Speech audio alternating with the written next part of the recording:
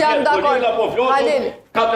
Halil, janë shtu shërbimet, janë blerë pajisit të reja, pajtojnë plotësisht që nuk është e nivelit të çfarë do të donim tishte, por megjithatë kjo nuk bëhet brenda një cikli kohor përgjatë cilit të je përballur me një pandemi që ka qenë totalisht e panjohur dhe për shtetet më të zhvilluara me përballu lesë me për një vend si Kosova që e ke fillu prej zeros. Pajtojmë që ka edhe shumë punë për të bërë, por nuk e dini njeri të dytë përveç vitit që kishmëri me pas rezultat të tillë çfarë po tregon në këtë kohë kaq të shkurtër, sepse megjithatë na njerëz jemi edhe mu personalisht me më pas vendos në një digaster të tillë, e kisha konsideru që nuk munde me bo ma shumë dhe nuk muj me dhonë ma shumë. E konsideroj që ka qenë në maksimumin e tij, si ministër i shëndetësisë. 50% edhe ka mbet pa i bot të gjitha reformat pothuajse në drejtësi.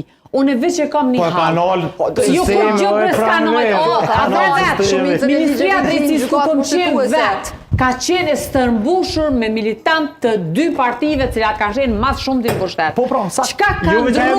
Kur gjë s'ka ndru? 50%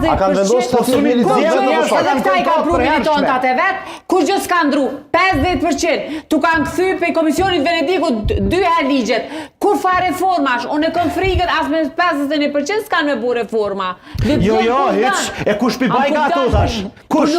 Haj kallzom ti kush s'na ka qenë alternativa. Nuk i kam bo. Që to po thot, pa ju kallzove shtetore që të 2 vjet me mu, që 1 vjet e gjysë të studio e ke shorë ca ke mujt, atave që ja qunë fitilin manat pranë verë. Jo, dëgja, plot Ministria e Drejtësisë është me militanta. Tëna partive, po kryesisht 2 partive më të mëdha. Sistemi ka qenë i korruptuar nëpër institucione, sepse tregova, nuk po flasëm për staf politik, për staf të administratës që kanë shku njerëz të deleguar prej subjekt, po sunicet se kanë kontroll për hershme. Ata duhet disiplinohen. Disiplinimi nuk bëhet për njerë. E kush që ka bërë qytetarët i kanë thënë ti je në rrugë drejt. Ligjet i ka kthy me kushtetusja, ti ka kthy këta.